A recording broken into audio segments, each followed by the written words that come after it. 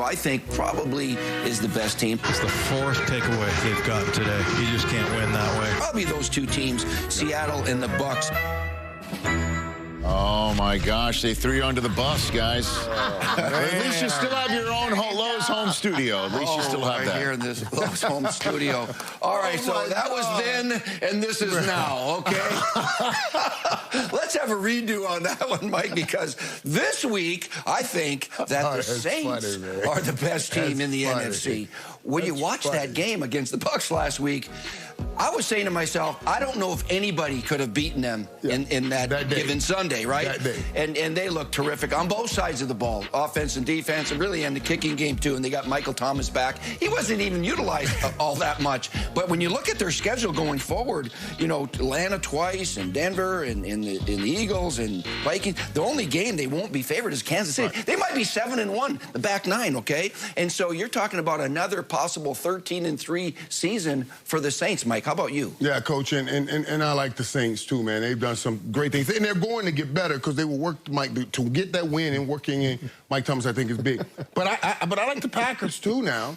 I like the Packers, and the Packers actually beat your Saints in week 3, Coach. They beat the Saints 37-30, which was a great game. I know people will say the Saints didn't have Michael Thomas, and I'll give you that, but the Packers didn't have this guy that I talked to later. They didn't have Devontae Adams in that game. But what's interesting, too, it was a battle of those two great quarterbacks and how close those two guys played. You know, Aaron Rodgers had 283 yards, 3 touchdowns, no interceptions in that game. Drew Brees had 288 yards, 3 touchdowns, no interceptions in that game. Now, they both will have their star receivers next time, but I like the Packers also. I will not fall for the banana in the tailpipe, right? They set you guys up. They're going to use that against you next week. What I'm going to say is what we've come to realize in the NFC is that it really depends on matchups, right? We've seen Tampa Bay beat Green Bay, and then we've seen Green Bay beat New Orleans, and then we've seen New Orleans beat Tampa Bay. And so much when it comes to playoff time, we don't have one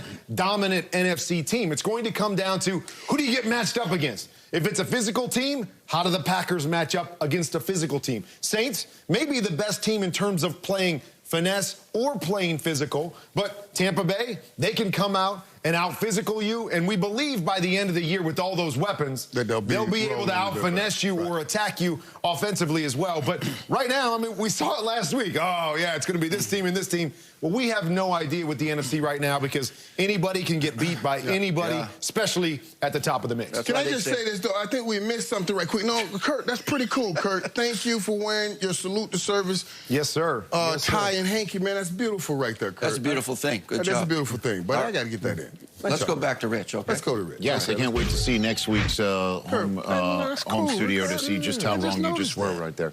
This season, the Lowe's home team is going to bring 32 players from every team across the league together to support community building projects that highlight the cultural fabric of their respective hometowns. This week, Lowe's home team co-captain Christian McCaffrey, Lowe's and the Panthers announced plans for a new lounge at Veterans Bridge Home, which helps veterans around the Carolinas who are seeking housing, jobs, and resources. The VBH lounge is expected to be complete by mid-January. Good stuff right there. Panthers getting ready to take on the Buccaneers today. Week 2 is when Christian McCaffrey hurt himself, came back last week, but he's not going to be in this week. Hurry-up offense, however, will be installed when we come back. Lowe's Home Studio is brought to you by Lowe's. We put the home on Prime Video. Yep, Kenny Galladay's out again, but Jerry Jeudy with his shoulder expected to go. He just had a dynamite game against Atlanta. Kay Adams is going to join us in a moment to discuss more sleepers this week. Deebo Samuel and Laviska Shenault, they're both out. Ian Rappaport, let's talk about who's coming back. What do you have for me?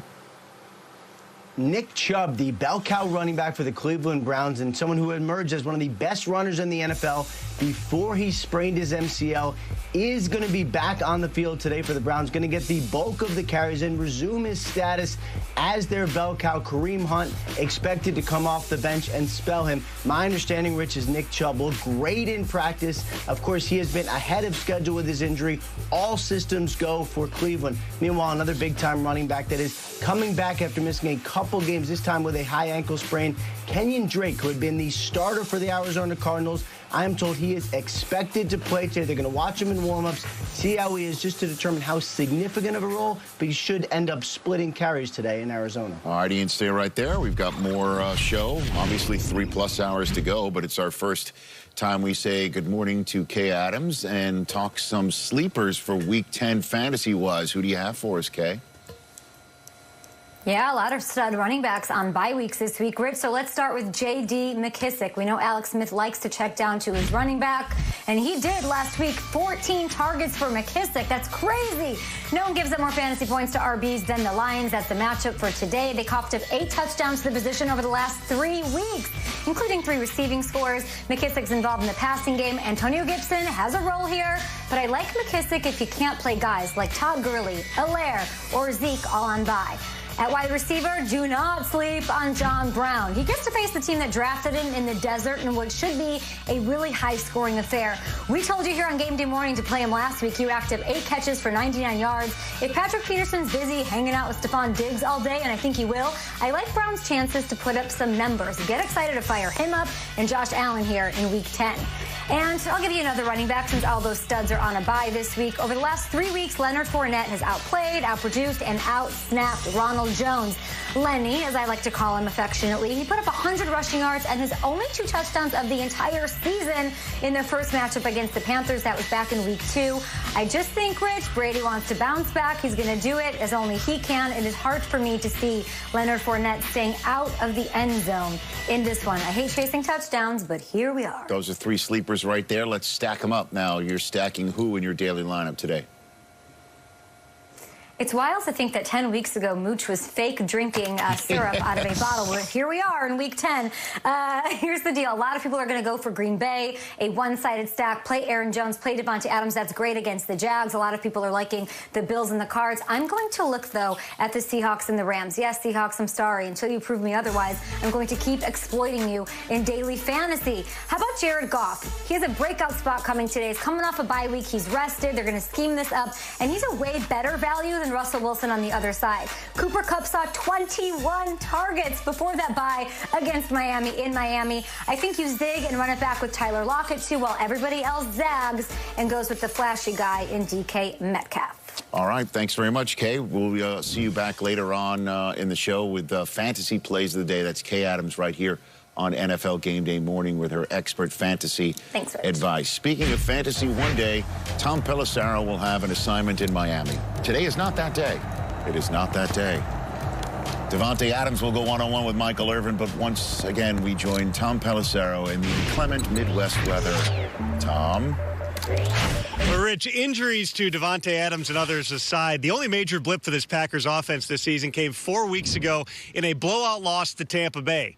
Jaguars linebacker Joe Schobert, a Wisconsin native, told me players really dug into that Tampa tape this week, and they want to replicate what the Bucs did. They're going to use some simulated pressures, some real pressures. They want to get in Aaron Rodgers' face and force him to make some quick decisions.